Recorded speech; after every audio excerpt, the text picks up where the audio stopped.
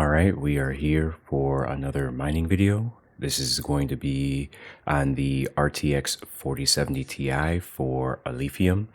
We're going to be using LOL miner as the miner.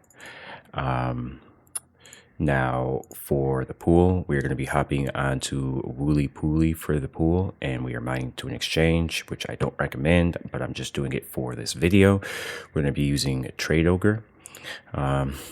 I just want to show the memory type, which I believe majority of the 40 series should be Micron. Things could change when, if and when the 40 Super Series comes on out. And I think the only other card that I know of that is not Micron is the 4060, or at least a particular one that I have. As for the board power draw, we're getting about 38 or 37 to about 40 watts for the, excuse me. Oh wait, no, I'm reading this wrong. Excuse me. The GPU should be reading, looks like about 20 watts. So for the whole entire system, I'm getting at the wall about 158 to 160 watts. So not including the GPU at the moment. It looks to be about 140 watts additional for the whole entire system. But let us go ahead and dive into the algorithm. Blake 3 or Balake 3 for the algorithm for Alephium. Let me get rid of all this stuff. So for the stock hash rate with no overclocks, no recording, and monitors off, the RTX 4070 Ti should be getting a hash rate of anywhere from 3044.1 mega hash to 3047.01 mega hash. As for the power draw on the software, it was 283 to 284 for the wattage on the software. Now, as for the power draw at the wall, I am getting 408 watts to 412 watts. So she's a little thirsty. We're going to hop on over to the thermals. Currently right now it is 68 Fahrenheit in my home and then 52 Fahrenheit outside. So this is definitely a algorithm that could warm your house if you've got quite a few GPUs during the winter. Anyway, looks like for the regular temperature, it looks like it's anywhere from 70 to 74 C for the regular temperature. The memory junction temperature is reading 46 C to 48 C with a hot spot of, looks like 87 C to 97 C. So she's very toasty. Very toasty. Anyway, let's go ahead and close this on out and get into the overclock or overclocks.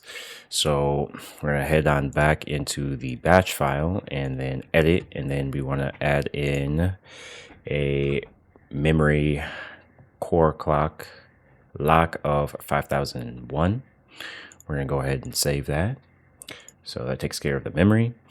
We're going to go ahead and head on over to MSI Afterburner, and we are going to punch in or look for 935 millivolts.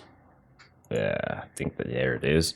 935 millivolts at 2475 for the megahertz. I'm going to lock that, and then we are going to go ahead and add an additional 250 on the core.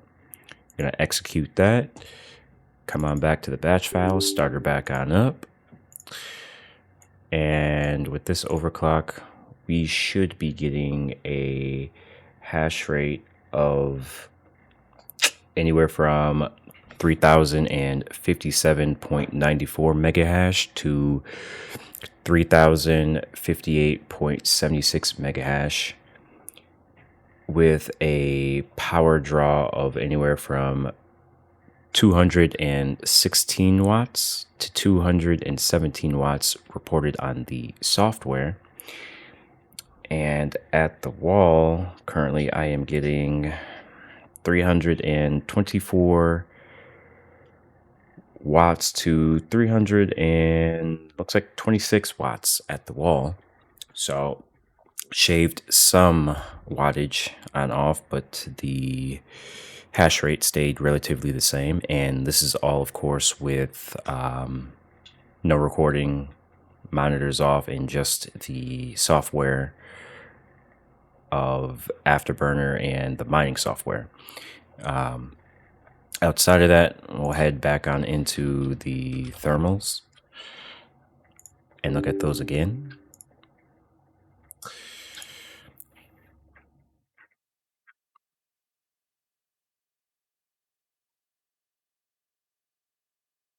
So now we are getting a temperature, regular temperature of, looks like 57 to 61 C. For the memory junction temperature, 42 to 44 C, and a hotspot of 78 C. So a lot better. I'll just say that for the thermals. Oh, I forgot to read off the efficiency. So for stock efficiency, it was basically 10.631 to 10.811, and then with the overclock, it should be, for the efficiency, 13.996 to 14.230. So slight improvement. But yeah, there will be a link down in the description of a screenshot of the same hash rate with the actual hash rate on it, since I have all this clutter up on the screen. But anyway, thanks for watching. Bye.